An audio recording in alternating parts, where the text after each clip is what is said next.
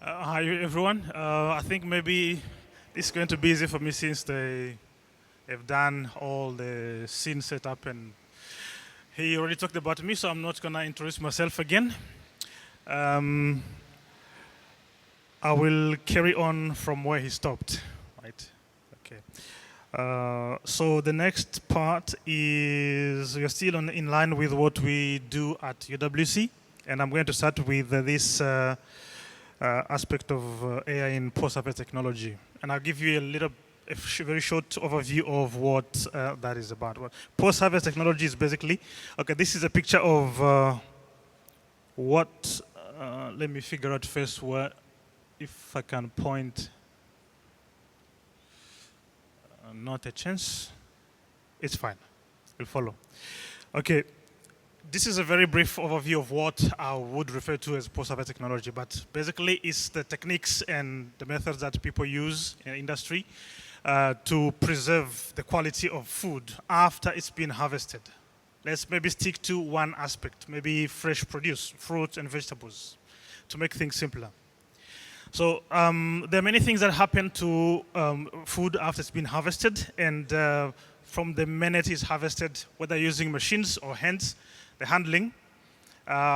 You need to store it at certain conditions. It needs to be packaged, it needs to be sorted before packaging. See, the apples they eat in England that come from here are not the same as the apples we eat from the market. So there's a whole process of sorting to make sure that the requirement of consumers are met, but also to make sure that whatever we get in the market is still safe for us to eat. And so there's a packaging, of course, boxes that we buy fruits, we find fruits in the market, for example.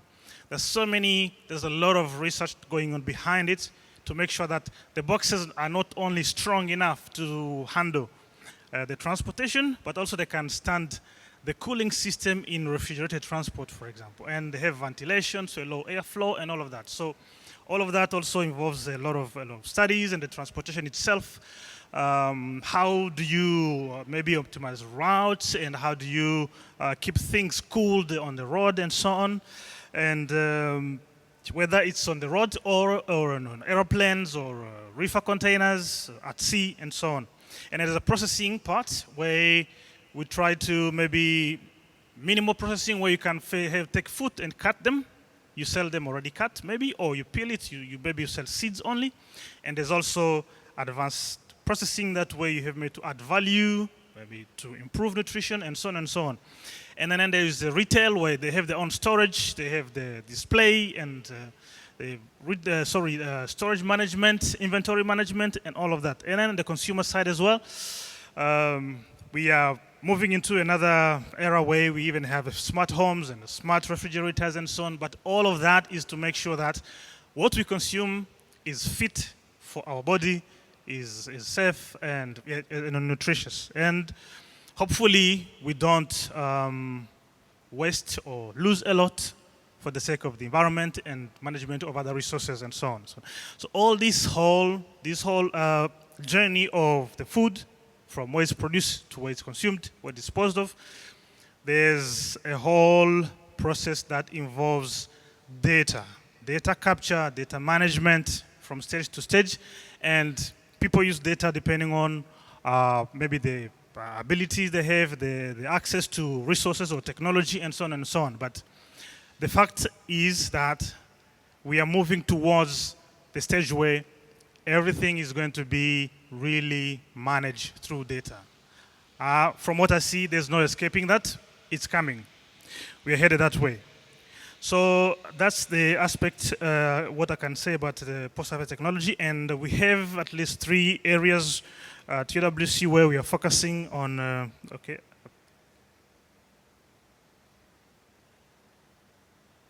that's the one. Let me see. Yes. 3 areas that I'm going to talk about quickly. And one is the aspect of prediction of shelf life. So when you have an item on shelf, for example, in the shop, you know that it can stay there for 5 days or maybe 2 weeks, depending. If it's a canned food or if it's a fresh produce and so on, it depends. But there are different things that could determine why this is going to be edible for the next 5 days or the next 2 weeks, and so on. So in the industry, there are things they do to determine that this, what they call shelf life, the life, the remaining time for the food has to be still in a good condition for consumption. And what we're trying to do at UWC in this project is to combine a few approaches. And one approach here we call real-time is where we use smart sensors to monitor the journey of the fruit, for example, from the beginning to maybe the retail. The condition it lives in, it's been exposed to the handling, the stress, mechanical stress it has been exposed to, and whether it's been refrigerated and maybe at some point the temperature was not correct and so on. But that, those conditions and the gas concentration around it and so on. So some fruit, for example, like bananas, mangoes and so on, they produce a lot of gas, ethylene at some stage when they're ripening and so on and so on and so on. So all that environment is very important for to maintain the quality so it does not deteriorate very fast. So these sensors can be used to monitor all of that and be able to predict the shelf life at the end. And there is also another aspect. So these food, they are basically, let's say fruits, they are also kind of still living beings, sort of. They still have, they respire, they have respiration, transpiration, and so on. So, and they interact with microbes. And the microbes can either speed up deterioration or if you have a way of maybe limiting that, then you can expand also the shelf life and so on. So this predictive microbiology at the bottom there, sorry, it's upside down. That's where you can model the behavior of microbes and how they interact with the fruit to make sure maybe you can predict if you can keep it fresh longer or just dispose of it or send it for processing. Don't leave it in shelf for 2 weeks. So the other aspect is using the electromagnetic spectrum. So the light we see is part of the electromagnetic spectrum, but there's some wavelengths we don't see, but we can use to study also properties, biological systems, and so on. So spectroscopy also is advancing in the way that you can study the internal composition of material, especially if they have water. And it's also branching into open source hardware and open source software. So what we're trying to do is to combine all these three aspects to make this practice of predicting shelf life or determining shelf life more accurate. And that is going to use those tools, smart sensors. That's where IoT comes in, and then machine learning, and then we want to deploy it in the cloud so people can access it from anywhere. The next one is management of temperature or optimizing the supply chain. But mostly in this case is the cold chain. The cold chain is part of the supply chain, distribution, but when things are refrigerated, so we call it the cold chain.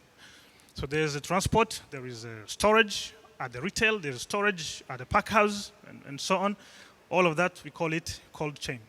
So the main important thing when it comes to fresh produce, for example, is management of temperature.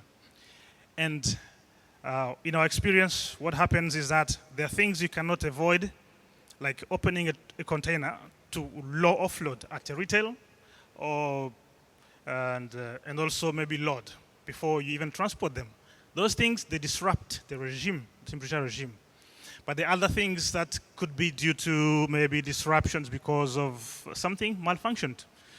So the management of that temperature is very important, and what you're trying to do here is use machine learning and smart sensors to monitor the temperature, but also predict the dependency between the temperature and all other environmental factors, and predict when or the potential of temperature breaks of happening, or if it is happen, if it's unavoidable, has it been done in excess, or is it still acceptable in acceptable margins, and so on and so on and so on. So this is a diagram that, Yes, that's the slide. Sorry, and this is the diagram that was done by the brain behind this is a PhD student who is working on it. He's here in the audience. So, any questions? Now I'm returning to him the way they did to me, but. So that's what we're intending to do, and they told me that I have a few minutes, so I'm going to rush through it slowly, but you can ask questions afterwards. The other third part is what we're trying to do to reduce food losses in local markets. Thanks. In local markets, we're trying to work with like fruit markets, those weekend markets and so on, where you have smallholder farmers are the most people who are actually providers of the fruits that they sell there, the produce they sell there.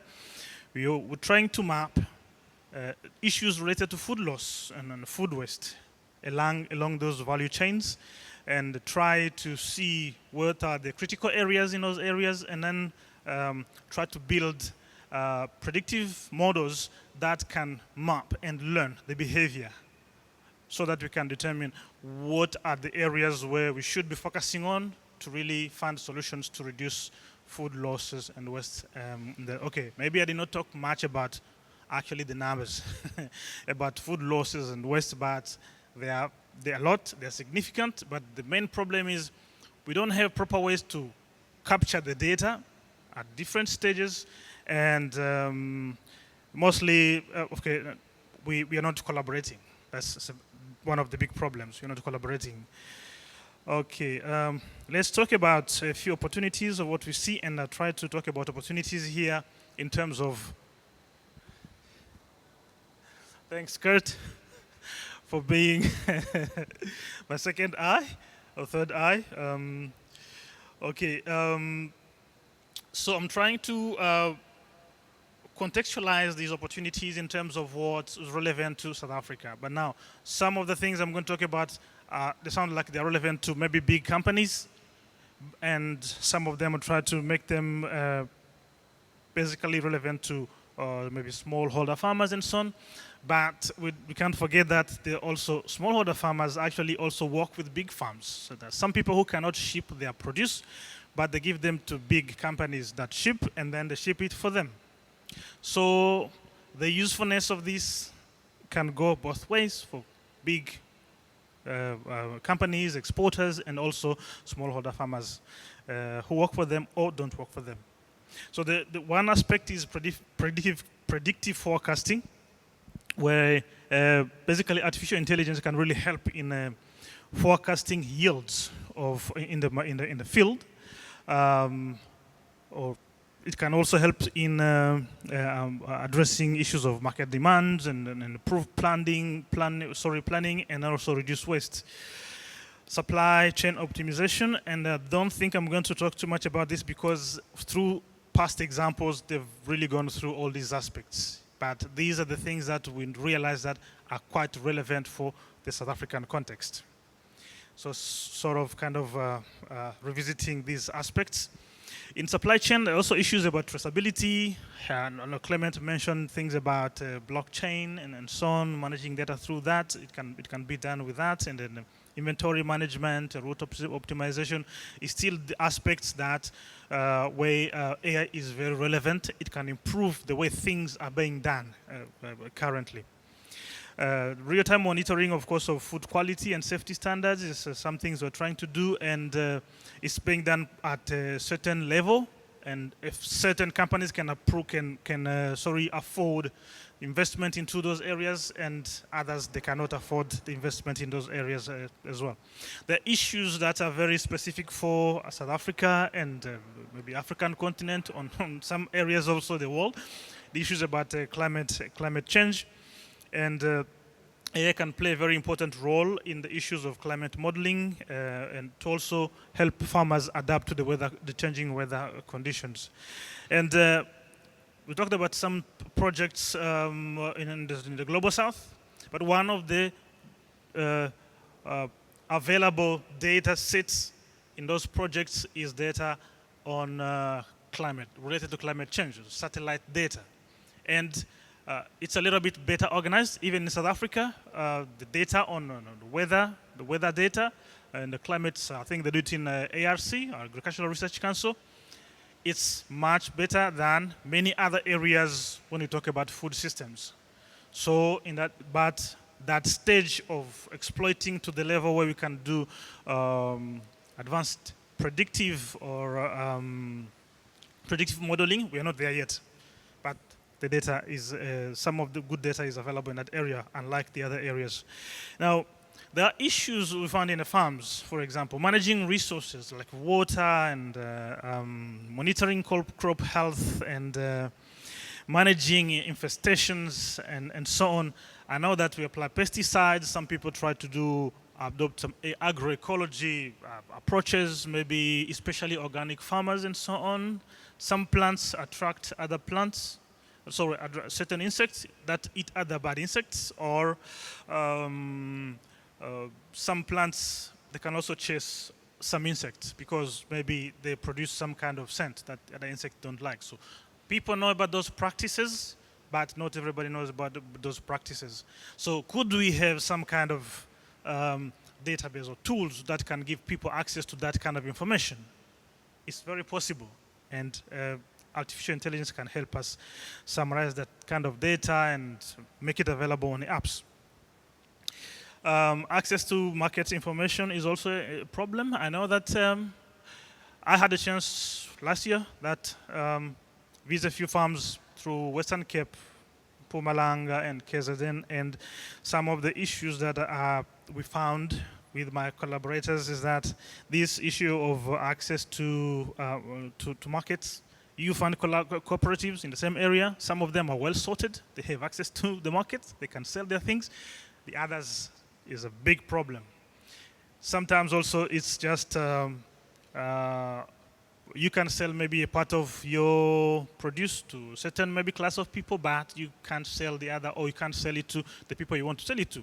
I've seen these cases, for example, in people who work in the area of Philippi would want to sell maybe fresh vegetables to communities close by, but they lack a way of actually giving it to them because maybe they have other choices. Or people maybe don't want to buy spinach because it doesn't fill up their stomach. Also, the market it's not just that you have produce, they also consumer preferences. Maybe I will buy something that fills my stomach, even if it's not nutritious, because that's my preference, or maybe it's cheaper, depends. So when you combine maybe availability of produce from the producer, local producers, and maybe you can even give examples of combination of ingredients, grains and other things and so on. The people in nutrition know that. But if you can make that information through handheld devices, people can actually also improve their nutrition. Those are the tools that can be useful for small-scale farmers and solve many problems, not only for them, but also for consumers as well. Okay, the challenges that we have in Africa, I think the biggest is the problem of data. There are some data that are available, these companies have been using and some researchers have been using and so on, and most of it, of course, the other images or data from agricultural practices that are collected through collaborative projects and so on, or through survey at the farm level and so on, and some other type of data. But they have many issues that they're incomplete. They are maybe collecting data on healthy plants, but less data on the defects, on the diseases and so on. And other data are just, they don't represent the geographic areas and so on. It's only on one very small area. There's all those issues, but also the data that we have is not available. It's also very small. So I think that's a biggest one big problem. Another issue is that there are some areas that don't really have access to technology and the internet and so on. So that can be really a hindrance to people, especially in rural areas, to adopting these kind of technologies. And people might not be well trained in those kind of issues. I've seen some initiatives in South Africa where people actually go to farms or other areas with limited resources, that they actually teach people, grannies, how to use cell phones, smartphones. There are those kind of initiatives that can also be adopted to help others boost that kind of the skill gap. And the digital divide, that's also similar to the problem with infrastructure, technical infrastructure, and so on. And there's also sometimes people prefer that we know how to do things. When you bring in innovation, you don't need to work hard. I know firsthand that I faced those challenges getting some farming companies on board with innovations. So you have to really either find a good way of getting people in line to accept, or to let you maybe co-create with them to adopt this kind of technology. But there's going to be a push. It's already happening. I experienced it. So those are some kind of hurdles that we can face, but there's always a way around it.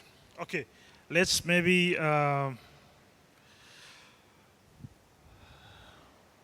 one more minute. Sorry. Okay. These are the strategic recommendation we can give, really, from our brainstorm that could really help push the adoption of AI in food systems for South Africa. But what I want to highlight here is the collaboration between public and private partnerships, and then also academia. This is going to be very important if you want to move somewhere, because to deal with the issue with data sharing, and developing things that we probably understand, and developing policies and so on and so on. These are the things that are going to be really important. And the other initiatives can really build up on that.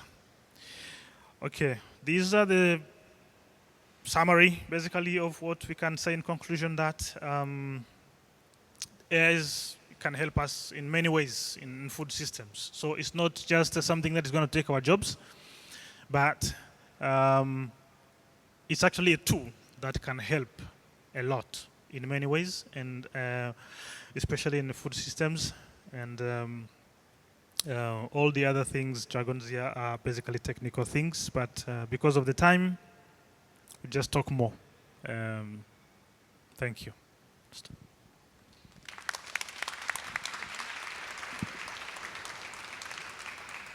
Thank you.